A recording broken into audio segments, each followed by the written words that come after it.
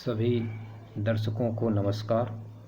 मैं उदयनाथ सिंह, केंद्रीय विद्यालय ABS बाबूगढ़, आज आपके समक्ष प्रस्तुत हुआ हूँ बैलेंस्ड डाइट के टॉपिक को लेकर।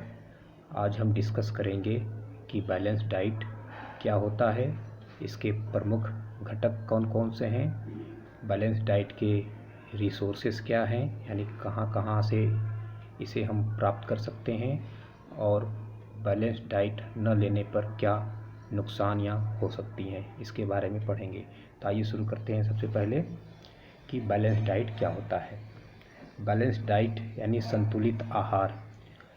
दोस्तों, बैलेंस्ड डाइट एक ऐसा डाइट है, एक ऐसा आहार है जिसमें भोजन के सभी आवश्यक तत्व जैसे प्रोटीन, कार्बोहाइड्रेट, वसा, विटामिन, खनिज लवण और जल सही अनुपात में होते हैं, उसे संतुलित आहार कहते हैं। यानी ये सभी जो पोषक तत्व हैं उनका अनुपात यानी रेशियो फिक्स्ड होता है। यदि एक फिक्स्ड रेशियो में आपके भोजन में ये सारे तत्व हैं तो इसका मतलब आप संतुलित आहार ले रहे हैं। अब आ जाइए, एक वर्ड है आपका न्यूट्रिशन यानी पोषण। पोषण क्या होता है यानी न्यूट्रिशन क्या होता है।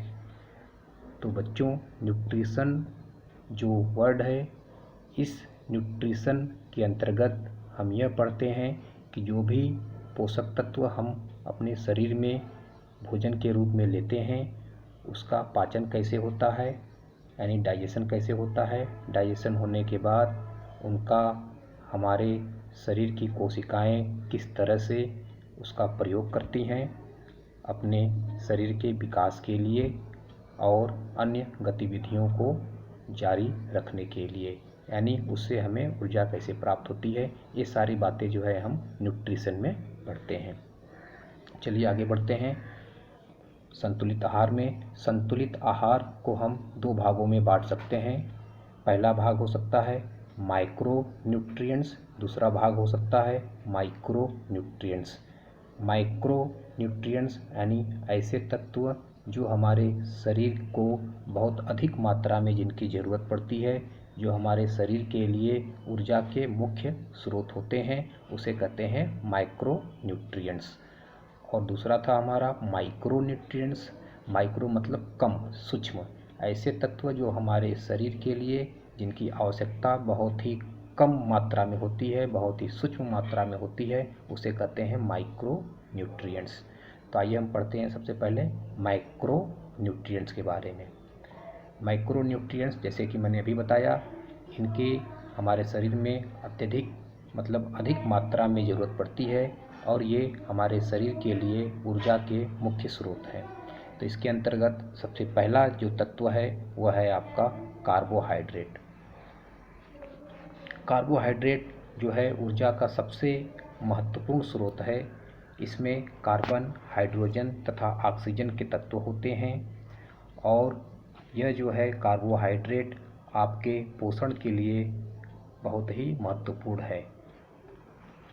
सामान्यतः यह देखा गया है कि आपके भोजन में कार्बोहाइड्रेट को प्रोटीन व वसा की तुलना में पानी की कम मात्रा की आवश्यकता होती है, यानी कार्बोहाइड्रेट को डाइजेस्ट करने के लिए बहुत ही कम पानी की आवश्यकता होती है बनस्पत प्रोटीन और वसा को डाइजेस्ट करने के लिए। कार्बोहाइड्रेट मुख्यतः दो प्रकार के होते हैं, साधारण कार्बोहाइड्रेट और जटिल कार्बोहाइड्रेट, यानी simple carbohydrate and complex carbohydrate. जो सिंपल कार्बोहाइड्रेट का एग्जाम्पल है वह है ग्लूकोज, फ्रक्टोज, ग्लैक्टोज और सुक्रोज, तथा जो जटिल कार्बोहाइड्रेट के एग्जाम्पल्स हैं आपके ग्लाइकोजन्स और सेलुलोज।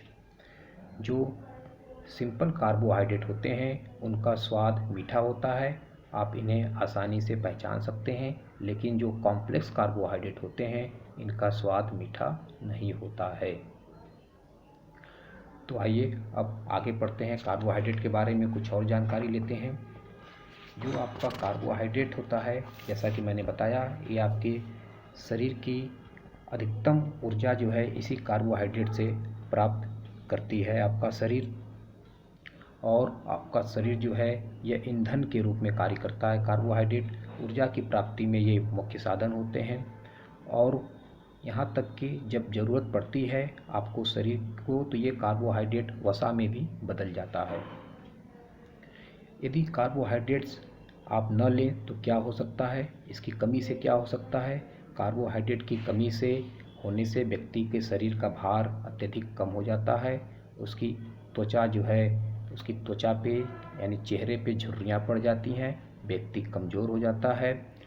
और यदि हम इस कार्बोहाइड्रेट का मात्रा अत्यधिक मात्रा में लेने लगें तो क्या होगा, इससे जो है मोटापा बढ़ जाएगा। अब आइए बात करते हैं कि कार्बोहाइड्रेट के मुख्य स्रोत क्या हैं, यानी सोर्सेस ऑफ कार्बोहाइड्रेट। कार्बोहाइड्रेट के अनेक प्रकार के अनाजों जैसे चावल, गेहूँ, मक्का, बाजरा में पाया जाता है तथा इस तरह से ये। और फलों की बात करें तो आप जितनी भी तरह के मीठे फल देखते हैं सभी में जो है सभी मीठे फलों में कार्बोहाइड्रेट प्रचुर मात्रा में पाया जाता है।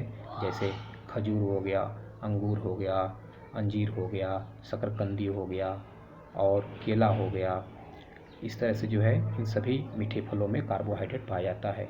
इसके अलावा गुड़ हो गया, चीनी हो गया, किशमिश हो गया, इन सभी में जो है कार्बोहाइड्रेट प्रचुर मात्रा में पाया जाता है। ये था कार्बोहाइड्रेट के बारे में। अब बात करते हैं हम लोग प्रोटीन के बारे में। प्रोटीन जो है हमारे लिए उतना ही आवश्यक है जितना कि कार्बोहाइड्रेट। प्रोटीन जो है कार्बन, हाइड्रोजन, ऑक्सीजन और नाइट्रोजन से मिलकर बना होता है। कभी कभी इसमें सल्फर नामक तत्व भी पाया जाता है। तो आप कंपोनेंट देख लीजिए प्रोटीन कैसे बनता है। Protein carbon, hydrogen, oxygen, nitrogen नामक तत्व से मिलकर बना होता है। कभी कभी इसमें सल्फर भी पाए जाते हैं। प्रोटीन से हमारे शरीर में 23 तरह के अमीनो एसिड बनते हैं। उस 23 अमीनो एसिड में 9 अमीनो एसिड ऐसे होते हैं जो इसेंशियल अमीनो एसिड के श्रेणी में आते हैं, यानी ऐसे अमीनो एसिड जिनको हमारे शरीर को प्रतिदिन जिनकी ज़रूरत पड़ती ही पड़ती है उसे कहते हैं एसेंशियल अमीनो एसिड, यानी अवश्य उपलब्ध होना चाहिए हमारे शरीर में। इनकी संख्या है 9। अब जो प्रोटीन के अब काम क्या है, क्यों हम प्रोटीन लेते हैं। प्रोटीन से जो है हमारे जो टिश्यूज हैं, जो ऊतक हैं, उनका निर्माण होता है। जब हम कोई एक्सरसाइज करते हैं या कोई भी फिजिकल एक्टिविटी करते हैं तो डेली फिजिकल एक्टिविटी करते समय हमारी कोशिकाओं में, हमारे ऊतकों में टूट फूट होती है। तो उन कोशिकाओं को और ऊतकों के टूट फूट के मरम्मत के लिए जो है प्रोटीन की आवश्यकता पड़ती है। और यह प्रोटीन जो है हमारे शरीर में जल तथा एसिड्स के संतुलन को भी बनाए रखता है तथा ऑक्सीजन व पोषक तत्वों को कोशिकाओं तक ले जाने में प्रोटीन हेल्प करते हैं। यानी आपके ब्लड में जो हीमोग्लोबिन पाया जाता है जिसका मुख्य कार्य होता है ऑक्सीजन को कैरी करना, यह प्रोटीन से ही मिलकर बना होता है। यदि आपके शरीर में प्रोटीन की कमी हो जाएगी तो हीमोग्लोबिन की भी कमी हो सकती है। तो प्रोटीन जो है यानी एक करियर का भी काम करता है सामान को ट्रांसपोर्ट करने के लिए आपके शरीर में। और प्रोटीन की कमी से क्या हो सकता है, इसकी कमी से एक रोग होता है जिसका नाम है मेरेस्मस और क्वाशियर-कर। तो ये रोग जो है ख़ास तौर से बच्चों में होता है। तो बच्चों में जो है हमें इस बात का ध्यान देना चाहिए कि प्रोटीन की कमी ना हो। और प्रोटीन की कमी से जो है हमारे शरीर की रोग प्रतिरोधक क्षमता भी कम हो जाती है, यानी इम्यून सिस्टम भी कमज़ोर हो जाता है। यदि हमें अपना इम्यून सिस्टम मजबूत करना है तो हमें अपने भोजन में प्रोटीन की मात्रा को बढ़ाना चाहिए। अब आ जाइए प्रोटीन के सोर्स क्या हैं, यानी प्रोटीन के स्रोत क्या हैं, प्रोटीन कहाँ कहाँ से प्राप्त होता है। प्रोटीन यदि प्राप्ति की दृष्टि से देखें तो प्रोटीन जो है हमें दो तरह से इसके सोर्स हैं। पहला सोर्स है एनिमल प्रोटीन और दूसरा सोर्स है वेजिटेबल प्रोटीन। एनिमल प्रोटीन यानी ऐसे प्रोटीन जो हमें जानवरों से प्राप्त होते हैं, जैसे जानवरों का मांस ले लीजिए, मछली ले लीजिए, अंडा ले लीजिए। और जानवर का यदि हम दूध पीते हैं तो दूध भी जो है एनिमल प्रोडक्ट है और वह प्रोटीन का अच्छा स्रोत है। इस तरह से यदि हम वनस्पति प्रोटीन की बात करें तो वनस्पतियों से प्राप्त होने वाली प्रोटीन को वनस्पति प्रोटीन कहते हैं। यह प्रोटीन अनेक प्रकार की दालों, सोयाबीन, तिल, सरसों के तेल, मूंगफली और जितने सूखे मेवे होते हैं उसमें प्रोटीन पाए जाते हैं। यानी जो लेग्यूम्स होते हैं, यानी जितने भी दाल होते हैं उसमें प्रोटीन प्रचुर मात्रा में पाया जाता है। तो ये था टोटल प्रोटीन के बारे में। अब हम बात करते हैं वसा के बारे में। वसा भी भोजन का एक अत्यंत आवश्यक तत्व है। वसा एक ऐसा रासायनिक यौगिक है जिसमें कार्बन, हाइड्रोजन और ऑक्सीजन पाया जाता है। यानी यह जो है कार्बन, हाइड्रोजन और ऑक्सीजन से मिलकर बना होता है। लेकिन इसके पहले मैंने बताया था प्रोटीन में नाइट्रोजन भी पाया जाता है, लेकिन वह नाइट्रोजन वसा में नहीं पाया जाता। अब वसा के फायदे क्या हैं? वसा शरीर को शक्ति प्रदान करता है। वसा शरीर के तापमान को यानी टेम्परेचर को बनाए रखता है। वसा से हमारे शरीर पर खुरदरा नहीं होता, यानी हमारे शरीर चिकना बना रहता है। यानी वसा जो है हमारे शरीर को गर्मी और सर्दी के बाहरी प्रभाव से भी शरीर की रक्षा करता है। यदि वसा की सही मात्रा शरीर की सुंदरता को भी बनाए रखती है। और यदि हम ऊर्जा प्राप्ति की दृष्टि से देखें तो वसा जो है ऊर्जा की प्राप्ति में भी एक अहम स्रोत है। यानी कार्बोहाइड्रेट के बाद वसा से हमारा शरीर ऊर्जा की प्राप्ति करता है।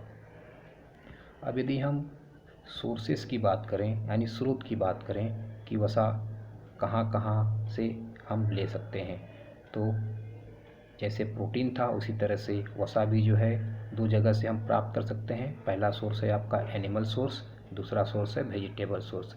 एनिमल सोर्स की बात करें हम तो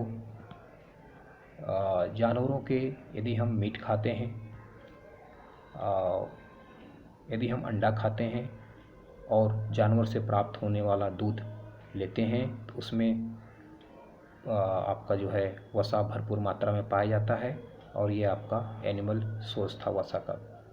अब आ जाइए वेजिटेबल सोर्स क्या है वसा का। वसा का जो वेजिटेबल सोर्स है वो है आपके जितने भी तरह के आप तेल देख रहे हैं, वनस्पति तेल, उसमें वसा भरपूर मात्रा में पाया जाता है।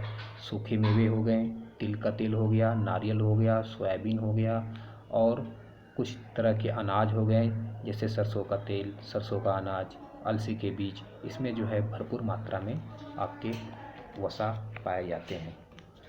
यदि हम वसा की बात करें तो वसा जो है 3 तरह का वसा होता है हमारे बॉडी में। पहला है सैचुरेटेड वसा, दूसरा है पॉली अनसैचुरेटेड वसा और तीसरा है मोनो अनसैचुरेटेड वसा। तो इसमें जो सैचुरेटेड वसा है वह हमारे शरीर के लिए अत्यधिक खतरनाक है। हमें सैचुरेटेड वसा का सेवन कम से कम करना चाहिए। हमें जो है मोनो सैचुरेटेड वसा और पॉली अनसैचुरेटेड वसा का ज़्यादा सेवन करना चाहिए। ये हमारे शरीर में कोलेस्ट्रॉल के लेवल को कम करने में सहायक होते हैं। तो दोस्तों हमने पढ़ा जो है वसा के बारे में। अब हम बात करेंगे अगले वीडियो में कि माइक्रो न्यूट्रिएंट्स क्या होते हैं और उसके बारे में पढ़ेंगे। तो आज जो है हमें आज्ञा दीजिए। नमस्कार।